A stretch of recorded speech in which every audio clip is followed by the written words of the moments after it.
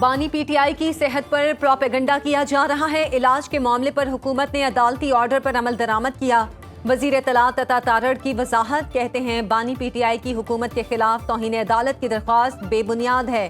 علاج کے بعد عظمیٰ خان اور شفا ہسپتال کے ڈاکٹرز موجود تھے۔ حکومت نے نظر ثانی میں دوسرے قیدیوں کے علاج سے متعلق سوال اٹھایا۔ بانی پی ٹی آئی جب خود وزیر اعظم تھے تو دوسروں کی صحت پر سیاست کرتے تھے۔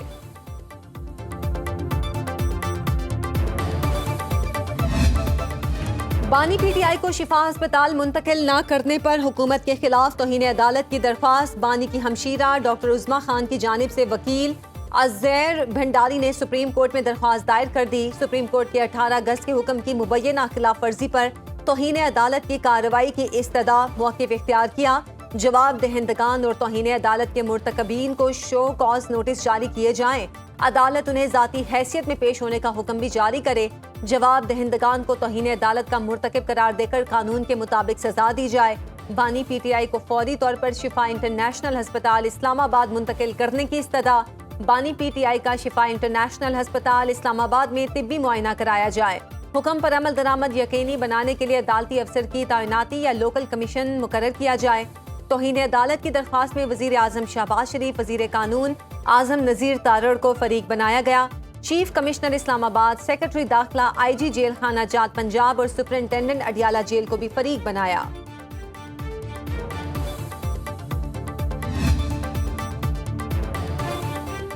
بانی تحریک انصاف کا پیمز ہسپتال اسلام آباد میں طبی معائنہ ہوا۔ شفا انٹرنیشنل ہسپتال کے 2 ماہر ڈاکٹرز نے بھی آنکھوں کے معائنے میں حصہ لیا۔ پیمز انتظامیہ کے اعلامیے کے مطابق دیگر میڈیکل چیک اپ متعلقہ پیمز ماہرین نے کیے۔ پیمز کے ڈاکٹرز پر مشتمل میڈیکل بورڈ نے طبی نتائج یکجا کر کے میڈیکل فٹنس رپورٹ مرتب کی۔ مریض کی رازداری اور سپریم کورٹ کی ہدایات کا مکمل احترام کرتے ہوئے طبی رپورٹ کے خفیہ مندرجات ظاہر نہیں کیے جائیں گے۔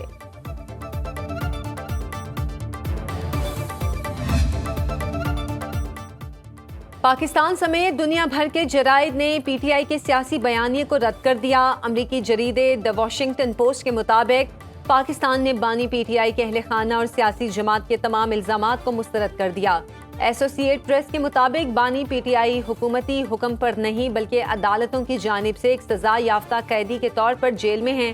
امریکی جریدے دی گوشن نیوز کے مطابق اب تک بانی پی ٹی آئی کے اہل خانہ، وکلاء، ڈاکٹرز اور سیاسی نمائندوں سے 900 سے زائد ملاقاتیں ہو چکی ہیں۔ بانی پی ٹی آئی کو اہلیہ سے ہفتہ وار ملاقاتوں کے علاوہ بیرون ملک رشتہ داروں سے ٹیلی فونک رابطے کی اجازت بھی حاصل ہے۔ پاکستان بار کونسل نے پی ٹی آئی کے پروپیگنڈے سے لا تعلقی اختیار کر لی۔ وائس چیئرمین کا کہنا ہے 23 میں سے صرف 8 اراکین کا بیان انفرادی خیالات کی عکاسی کرتا ہے۔ 8 اراکین کے بیان کو پاکستان بار کونسل کا اجتماعی موقف قرار نہیں دیا جا سکتا۔ جمہوری اصولوں کے تحت چلنے والے ادارے میں اقلیت اکثریت پر اپنا موقف مسلط نہیں کر سکتی۔ پنجاب بار کونسل کا بھی پی ٹی آئی کے سیاسی پروپیگنڈے سے لا تعلقی کا اظہار۔ اعلامیے کے مطابق چند افراد کے بیان کو پوری قانونی برادری کی اجتماعی آواز قرار دینا درست نہیں۔ وکلا میں انتشار پیدا کرنے والے بیانات کی حوصلہ افزائی نہیں کی جا سکتی۔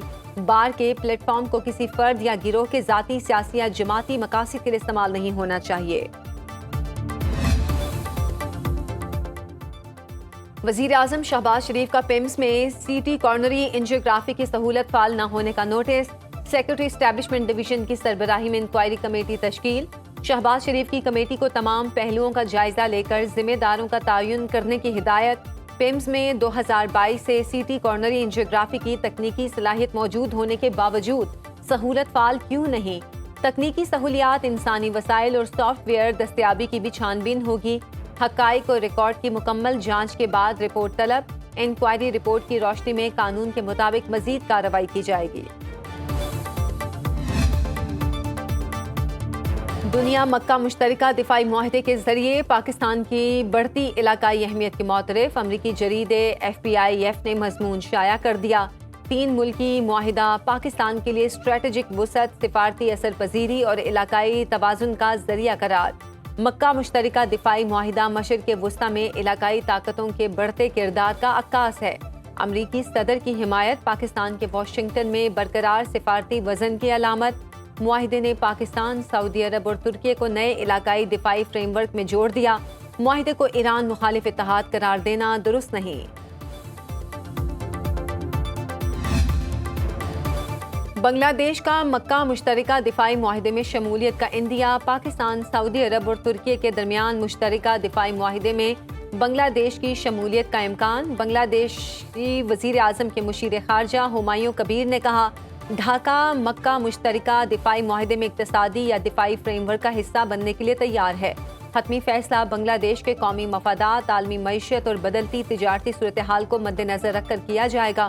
پاکستان کے ساتھ تجارت اور عوامی روابط بڑھانے پر کام جاری ہے۔ سعودی ولی عہد محمد بن سلمان کی بنگلہ دیشی وزیر اعظم طارق رحمان کا سعودی عرب کے دورے کی دعوت۔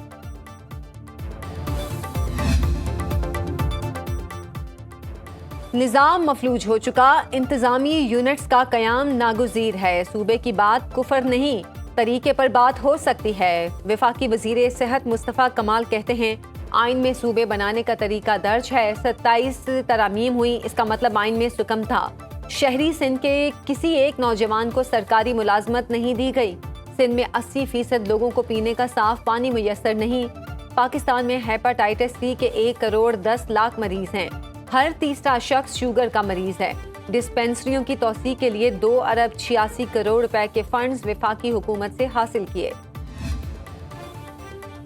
سینئر وزیر سندھ شرجیل میمن کی سیاسی مخالفین پر کڑی تنقید، کہا ایم کیو ایم نے کراچی میں دہشت گردوں کو بھرتی کیا۔ نفرت کی سیاست کرنے والی جماعتیں اپنے ہی صوبے کو بدنام کرتی ہیں۔ مسائل کو منفی پروپیگنڈے کے ذریعے اجاگر کرنا سندھ کے مفاد میں نہیں۔ ایم کیو ایم کے کئی رہنماؤں نے اپنی سیاسی وفاداریاں تبدیل کر لی۔ مصطفیٰ کمال اور خالد مقبول صدیقی کی ہڑتالوں کی حمایت کی ویڈیوز آج بھی موجود ہیں۔ ہڑتالوں کے دوران شہر میں بڑی تعداد میں لاشیں ملتی تھیں۔ کراچی کو کامیاب بنانا ہم سب کی مشترکہ ذمہ داری ہے۔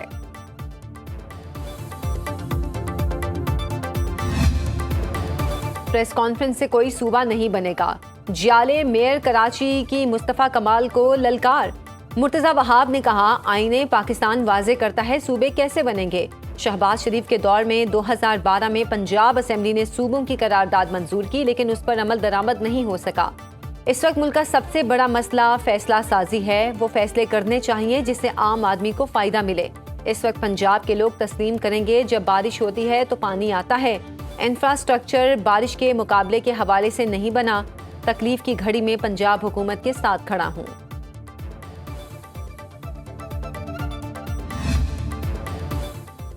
پاکستان اور ملیشیا میں انسداد دہشت گردی، منشیات کی روک تھام اور انسانی اسمگلنگ کے خلاف مشترکہ تعاون بڑھانے پر اتفاق۔ صدر مملکت آصف زرداری سے ملیشیا کے وزیر داخلہ سیف الدین بن اسماعیل کی ایوان صدر میں ملاقات۔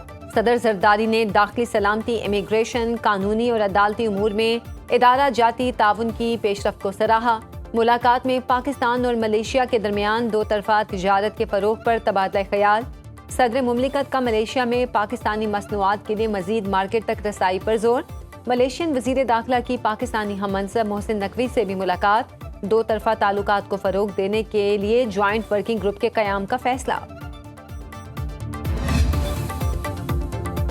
پاکستان میں غیر ملکیوں کا سائبر فراڈ اور فحش مواد عالمی نیٹ ورک چلانے والے کال سینٹرز کے خلاف گرینڈ آپریشن۔ ذرائع کے مطابق FIA، NCCIA سمیت دیگر قانون نافذ کرنے والے اداروں کے اسلام آباد میں I-10 G8 سمیت دیگر سیکٹرز میں چھاپے۔ I-10 سے 275 غیر ملکیوں کو گرفتار کیا گیا۔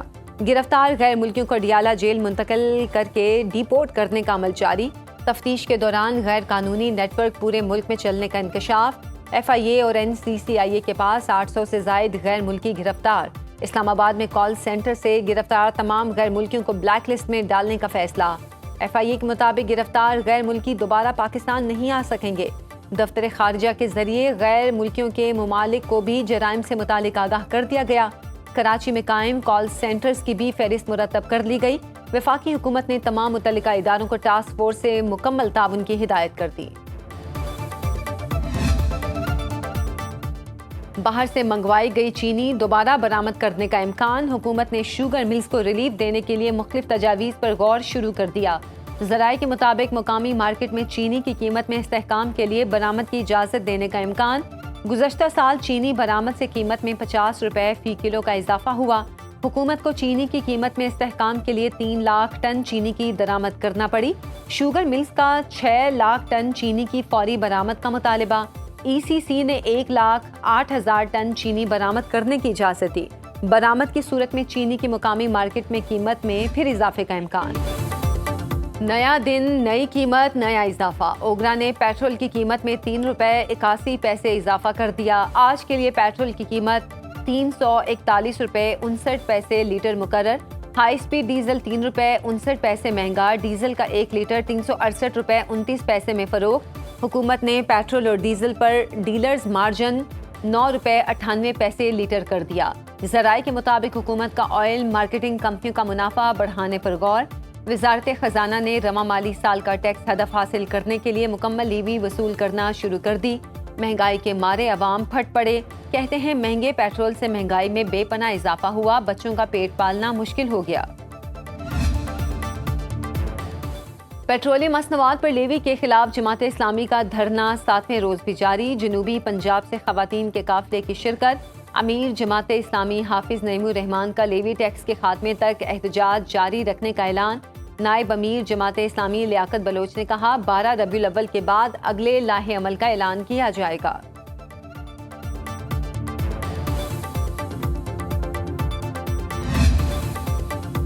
آبنائے ہرمز سے گزرنے والی بحری ٹریفک میں ایک ہفتے کے دوران 27% اضافہ۔ برطانوی میری ٹائم آپریشنز کے مطابق ایک ہفتے میں 103 بحری جہاز آبنائے ہرمز میں داخل اور 89 باہر نکلے۔ بیشتر جہاز پیناما اور لائبیریا کے پرچم تلے تھے۔